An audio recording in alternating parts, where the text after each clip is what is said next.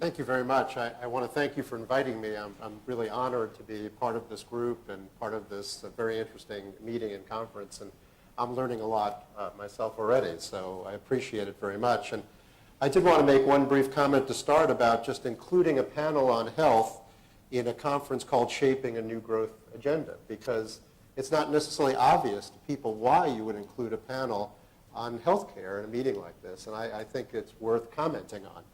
One is that growth in India, higher wages, higher government tax collections, of course, and other things are going to be an enabler of greater health and healthcare services.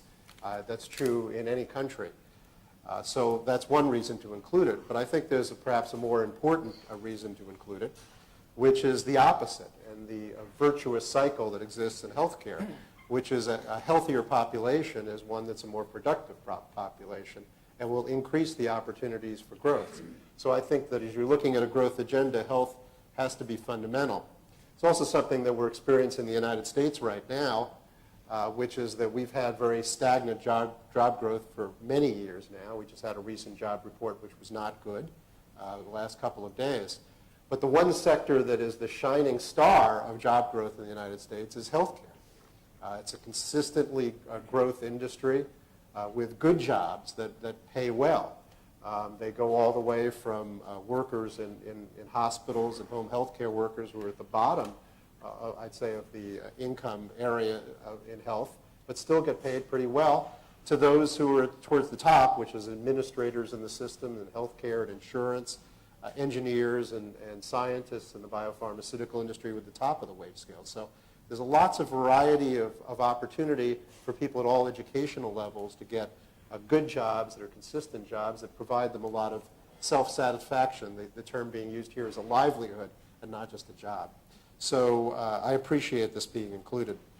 The comments I wanted to make today are hopefully will be useful to you in thinking about healthcare reforms in India, because I think there's a common denominator worldwide, and you used a metaphor of barbed wire and fence. I'll use a little different metaphor here, which is a nail or a screw. You can be a carpenter, and you could debate which one is better, a nail or a screw to join two pieces of wood.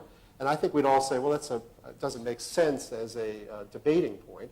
It depends on the application, what you're using it for.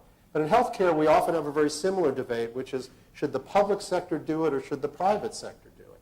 And I'd maintain it's the same kind of a silly debate almost. And I want to caution you not to have that kind of debate here as you move forward.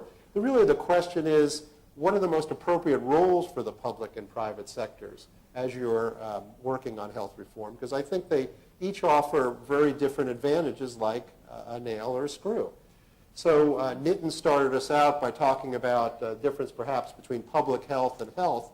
And I'd say that's a good thing to be speaking about, because in public health we have what's often known to economists as a public good, a non-excludable public good. Your health is very important to mine. Access to clean water, keeping trash out of the streets. All those are very important issues for all of us. And there's really an important public role in there that can't be taken over by the private sector, because if you do, only certain people will benefit from it. And that's not a common goal of a society, is to have only certain people benefit from that. So I think there are very important goals and roles for the public sector, especially in an area where you're looking to have equity in providing health.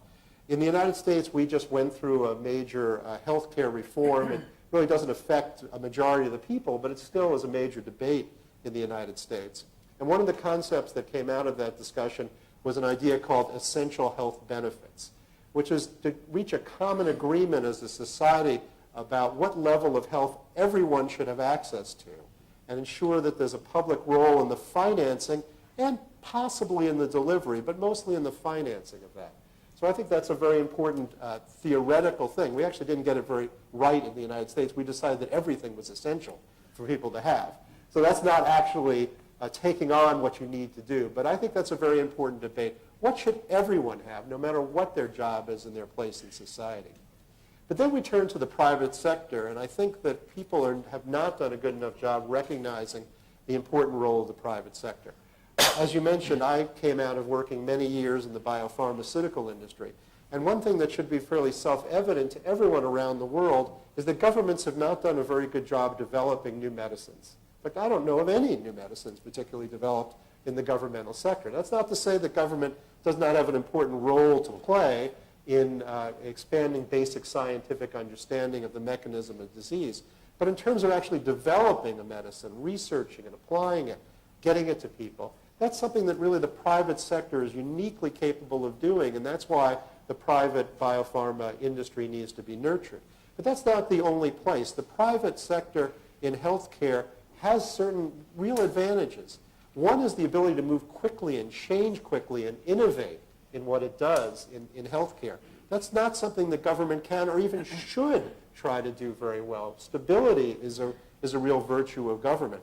So if you run a private hospital, you can see that patients are getting hospital-acquired infections, and you can change the protocols very quickly. You don't want to have to just write to Delhi and ask them for permission to change how you would take care of people.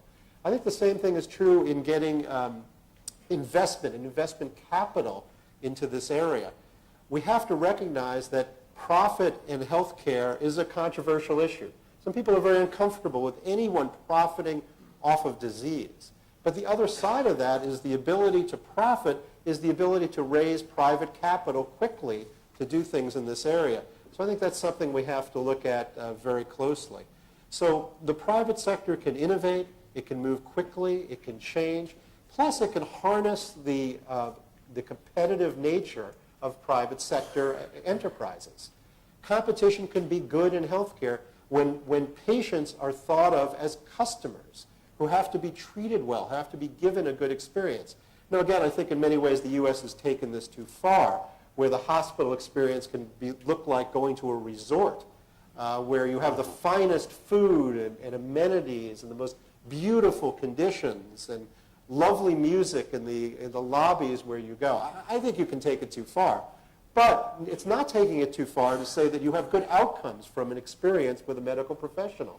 And if you don't have good outcomes, you can go to a competitive medical professional to get those good outcomes, as long as the data are there to tell you what they are. So I would urge India as it moves forward, and I do this very humbly, having come here for my first visit, to say that look towards using both the public and private sectors where appropriate.